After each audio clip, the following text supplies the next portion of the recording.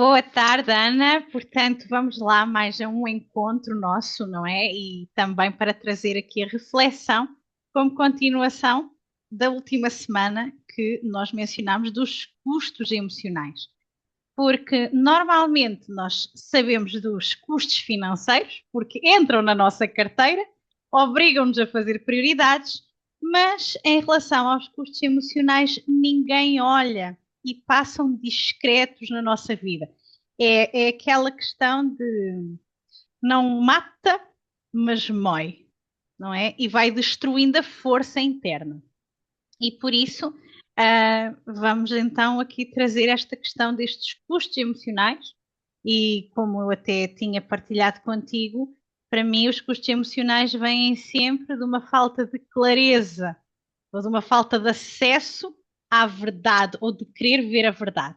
E por isso vamos aqui tentar desembrulhar isto de uma forma que fique também de alerta, não é? Para quem nos está a ouvir. Ana, por favor. Sim, boa tarde, Raquel.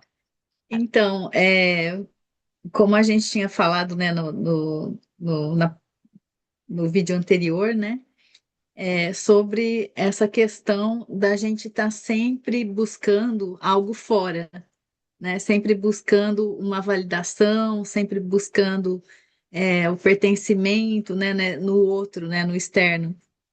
E aí, como é que a gente acaba se perdendo, né, se distanciando da nossa essência quando a gente faz isso?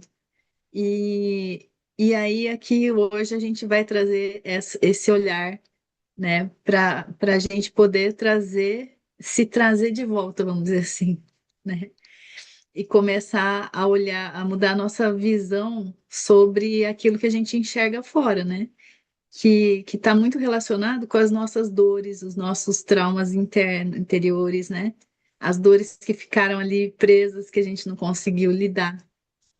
E aí, esse olhar que é muito importante para a gente poder mudar a nossa vida, porque, como a gente já disse, né, quando a gente foca em alguma coisa, essa coisa cresce, né? Então, para que direção que a gente quer levar a nossa vida, né? Se você quiser comentar agora um pouquinho mais, a gente vai Hum, conversando. Sabes que agora, quando estavas aí a mencionar essa procura no externo, fez lembrar-me muitas vezes aquele movimento que as pessoas têm, que é de procurar outro curso, outra técnica, outro médico e muda de especialidade e vai à procura e vai e vai. E, no entanto, até esse próprio movimento é um movimento de fuga e é um movimento de fuga compulsório, não é? Portanto, tem ali uma compulsão, e vai e quer ir. É realmente também um movimento de fuga a esta dor. E quando nós não olhamos para a dor, quando nós nos negamos a ver a verdade da nossa dor, o que é que está a doer? Não é?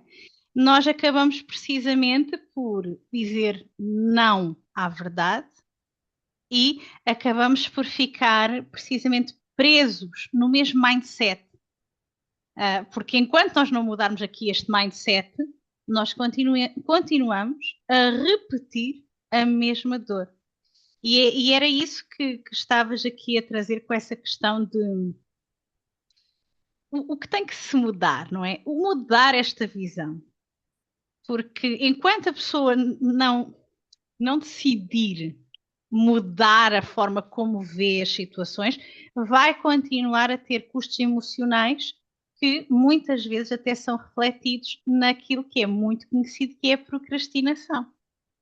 Porque a pessoa vê ali, eu faço mais logo, amanhã eu faço. Arranja mais uma série de coisas, fica no fim da lista e também não é feito. E o que é que isto nos está também aqui a trazer? É uma falta de direção, não é? É uma desconexão que resulta nessa falta de direção. E quando é que nós desconectamos? Quando nós acabamos por não aceder à verdade inteira do nosso ser. Por isso é que depois é muito fácil nós ficarmos, mas se calhar vou aqui nesta direção, aqui se calhar também me parece bem. há alguém que aparece que dá a sugestão, ai, vai ali, consulta acolá. E onde é que está a nossa voz interna? Onde é que está esse aceder? Não é? E, e Ana traz aí mais algumas ideias.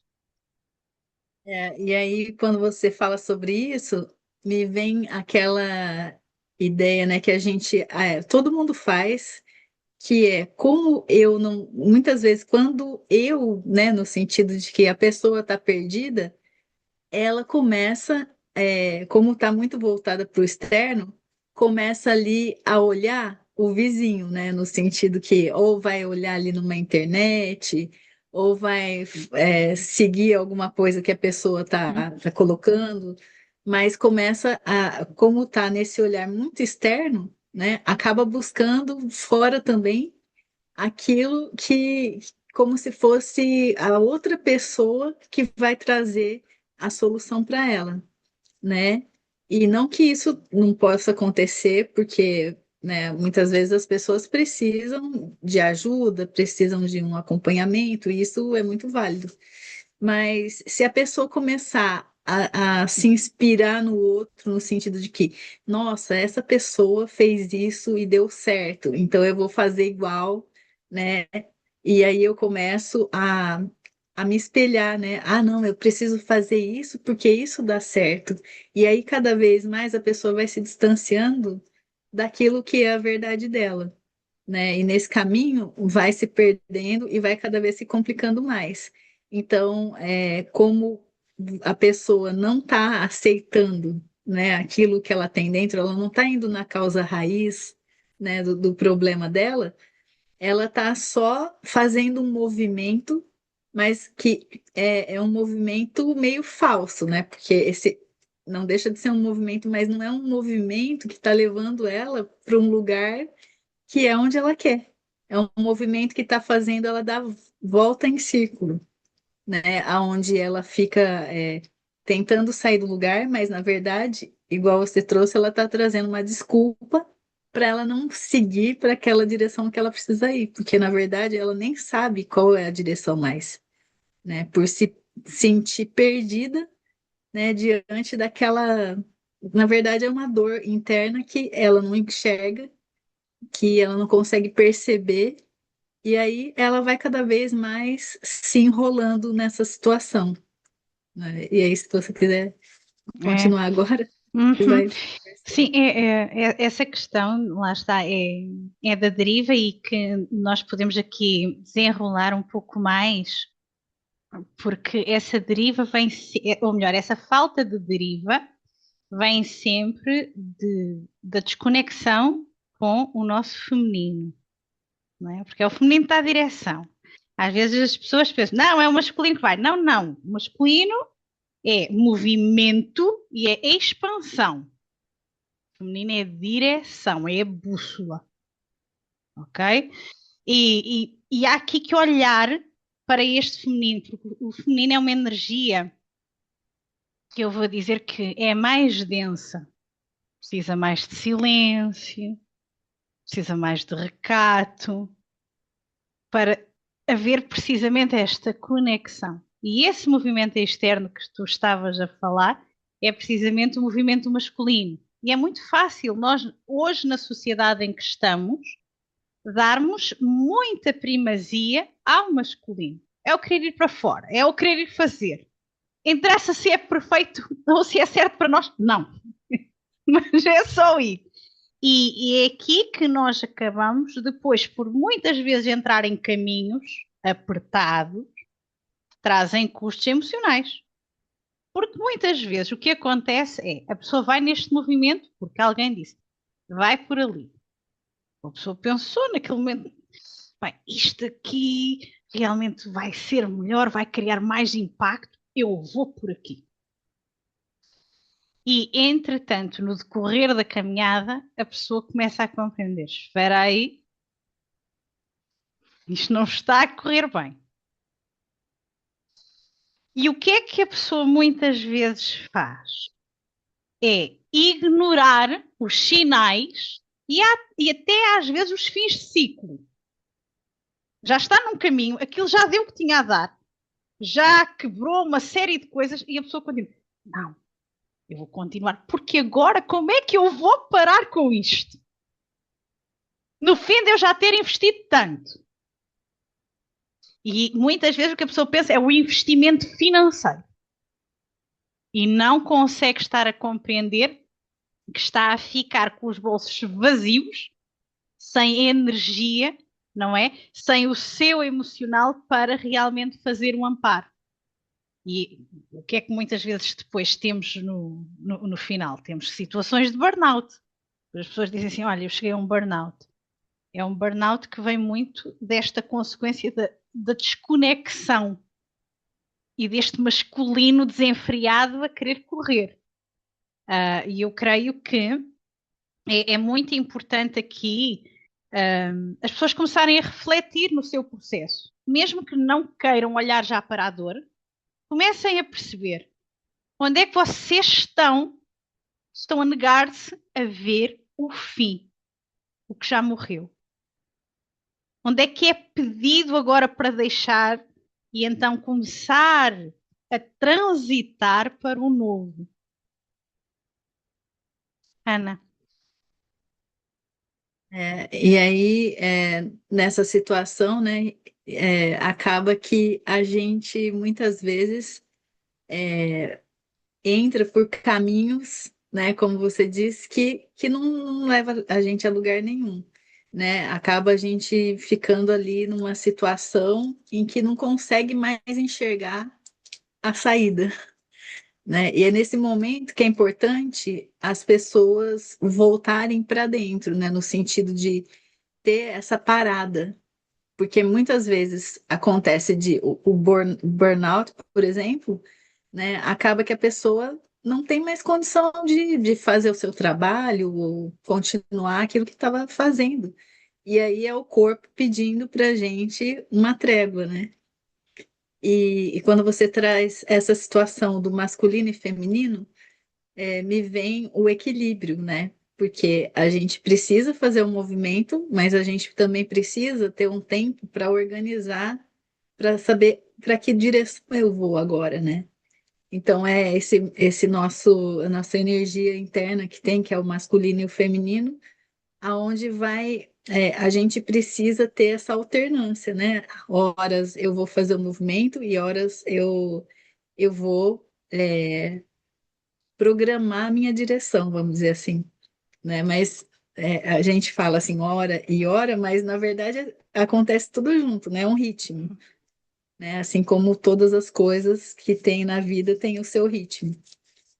E aí é a importância da gente parar mesmo, né? Parar, sentir, começar a aterrar no sentido da gente é, voltar para si, né? Voltar pro básico, voltar para aquilo que só é o que é, né? E a gente começar a se olhar para ver aonde é que a gente se perdeu, no sentido que o que em mim, né, não tá, eu não estou aceitando em mim, né? O que eu preciso aqui rever, né? Muitas vezes é difícil, né? E é aí que entram as pessoas que podem ajudar, né? Muitas vezes a gente a reorganizar toda essa estrutura para que a gente possa seguir com mais clareza, seguir com passos mais aterrados no sentido de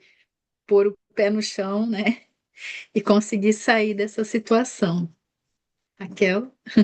E essa ideia fez-me lembrar muito a questão da bagagem emocional. Todos nós temos bagagem. E a questão está precisamente em alcançar esse equilíbrio. Que às vezes, se calhar, há pessoas que pensam, bem, isso deve ser assim, uma espécie de oásis no deserto, está bem longe e lá bem perdido, mas que realmente existe. Agora, como é que esse equilíbrio pode ser atingido? Há uma coisa que eu gostaria de trazer aqui em relação ao peso que eu considero mais danoso em termos de bagagem emocional, está relacionado com a mágoa e com o ressentimento, porque não deixa, não é? Não deixa fluir. E muitas vezes as pessoas que estão em mágoa e ressentimento estão estagnadas na vida. Nós às vezes temos aquele termo de mágoa, má água, não é? E é aqui uma água estagnada mesmo. E pode parecer estranho como é que o ressentimento e esta mágoa acabam por estagnar a pessoa, mas é isso que acontece, porque a mágoa e o ressentimento estão a sustentar o quê? O passado, não é? E quando estamos com emoções, não é? E pensamentos que estão a sustentar o passado, nós estamos a nutrir o mesmo mindset. Seja onde houve falta de clareza, onde houve impedimento de perceber as coisas de outra forma, de ajustar, de integrar a dor, não é? Eu agora estava a lembrar-me de um provérbio em inglês que diz qualquer coisa como não jogues o bebê com a água do banho. Ok? E o provérbio quer dizer o quê? Que a água do banho está suja, mas está lá um bebê, portanto está lá uma coisa boa. E não é por uma coisa má ter acontecido que tem que ir tudo, não é fora. Não. É precisamente perceber que estas coisas podem ser olhadas. E ao serem olhadas, evita precisamente que se fique estagnado e fique com um custo emocional. Porque muitas vezes as pessoas não percebem que isto é o que vai desembocar numa depressão, isto é o que vai desembocar em problemas de ansiedade, isto é o que vai desembocar precisamente num desligamento da vida e desconexão dos outros, porque depois fica-se desconfiado, não é? Ficamos desconfiados. Quando somos magoados, nós ficamos logo com o alerta: oi, quem é que vem agora fazer aqui o mesmo? E é importante para a pessoa realmente fazer aqui esta destrinça para precisamente chegar à sua verdade, caminhar e não ficar a perder isto tudo com estes pesos emocionais, com estes custos emocionais. Ana, E aí tem essa questão de que a gente começa a projetar mesmo no externo, né?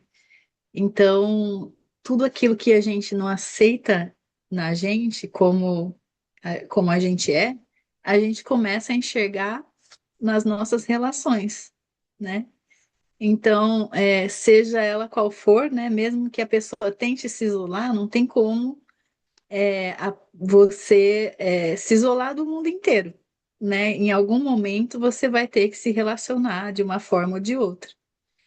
E aí vai ser nessa questão que as coisas vão aparecendo, né? E sem contar que quando a pessoa se isola é porque já aconteceu, já está num nível de dor, né, muito grande, aonde ela não consegue mais olhar para aquilo, né? E, e quando a gente fala assim, não, tem que perdoar, né, para poder soltar, não é no sentido de perdoar o outro, né? Porque essa mágoa, ela fica presa na gente, no nosso emocional, né? As águas, a gente diz que as águas estão ligadas ao emocional. Então, a mágoa, que é essa má água, que é a água parada ali, né? Que vai causando aquele cheiro, mau cheiro, né? Que vai ficando meio difícil de lidar com aquilo, né? Essa má água internamente vai fazendo com que a gente fique revisitando aquela situação, né? E colocando a gente numa vibração baixa, né? Onde a gente acaba atraindo mais coisas nesse mesmo patamar de frequência que são as coisas que estão ligadas àquela mágoa que a gente tem, né? Então, como é que a gente começa a sair disso? é a gente começar a trazer de volta a nossa responsabilidade e a perceber o que que eu não estou aceitando em mim, né? O que que eu não consigo, por que que eu não consigo gostar de mim do jeito que eu sou? E aonde é que está isso? Né? Embora isso seja muitas vezes difícil sozinho, né? Mas buscar um profissional, buscar alguém que vai orientar. Mas é importante porque essa ação pode mudar a vida da pessoa inteira, né? E, e com certeza, quando cair aos poucos, né, que vai sendo trabalhado isso e vai caindo a nossa ficha, né, em relação a onde é que está, que a gente chama de causa raiz, onde é que está esse problema, aí a gente tem condição de realmente começar a trabalhar naquele pontinho que precisa ser, vamos dizer assim, drenando essa água parada, essa mágoa, né? E começando a trazer mais clareza para a vida e mudando a situação. Raquel? Eu acho que vale a pena sublinhar que as pessoas só percebem os custos emocionais quando o emocional começa a falar pelo corpo, trazendo os sintomas, trazendo a doença, e a pessoa aí vai ser obrigada a, a olhar para o problema, porque depois o sintoma não a vai deixar descansar, o sintoma não a vai deixar estar tranquila.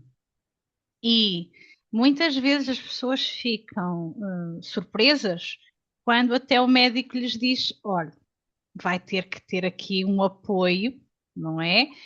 Para realmente ir libertar essas mágoas, esses ressentimentos, essas culpas, essas zangas, todo esse processo. Ou, inclusive, pode ser também registro de trauma, que entretanto fica ali e que depois, como é como se fosse uma panela de pressão que está no fogo. Ele vai aquecendo, vai aquecendo, vai aquecendo. Chega a um ponto em que ele vai arrebentar. E vai arrebentar como? Pode arrebentar como numa doença. Por isso é que muitas vezes nós percebemos que o olhar para a dor emocional vai aliviar o sintoma físico. O mudar a vibração do que se sente, o mudar o mindset em relação a determinada situação, vai aliviar o sintoma físico.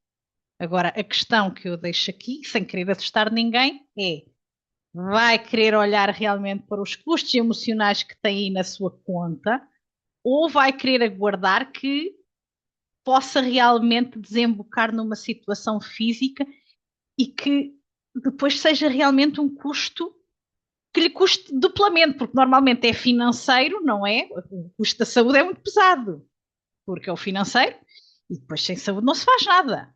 Não, muitas vezes não deixamos de trabalhar, o dinheiro não entra, surgem questões familiares porque as dinâmicas mexem. Então, o que é que prefere, não é? Começar aqui a perceber que estas coisas estão interligadas, porque nós não somos só carne e osso, não é? Nós não somos só carne e osso. E isto tudo está integrado e fala um com o outro. Ana. É, e geralmente, né, quando a gente não olha e não quer olhar, né, como você trouxe, ali começa a manifestar uma coisa no corpo. E muitas vezes essa manifestação, que é essa dor, né, em alguma parte do corpo, ou mesmo doenças já mais graves, né, essa é uma forma de estar ali, muitas vezes liberando aquilo que não está conseguindo, vamos dizer assim, se libertar de uma outra forma, né? Porque tudo começa no sutil. Então, muitas vezes aquilo que a gente não consegue lidar no nosso emocional, né, nas nossas relações, né, ou algo que não foi dito, né, ou seja lá como for, isso começa é como se esse copinho de água parada ali fosse ficando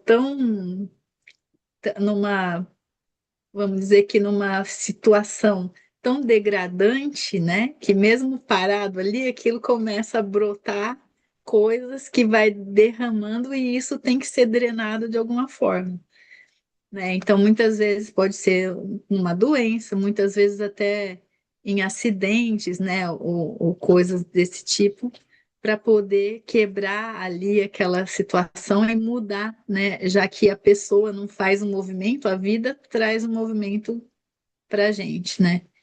Então, por isso que é importante a gente estar atento, né? Aquilo que a gente não está conseguindo engolir, né? Aquilo, muitas vezes, nas nossas relações familiares, né? Na maioria das vezes, mas também a gente começa a levar para o profissional, para a parte de relacionamento íntimo, de amigos, né? Então, a gente realmente precisa olhar para isso para que a gente possa ir mudando a situação e sair desse lugar, né? Porque não é agradável, né? E isso acaba a gente tendo um custo alto depois, né? Para a gente estar manifestando situações na nossa vida que a gente não quer, né?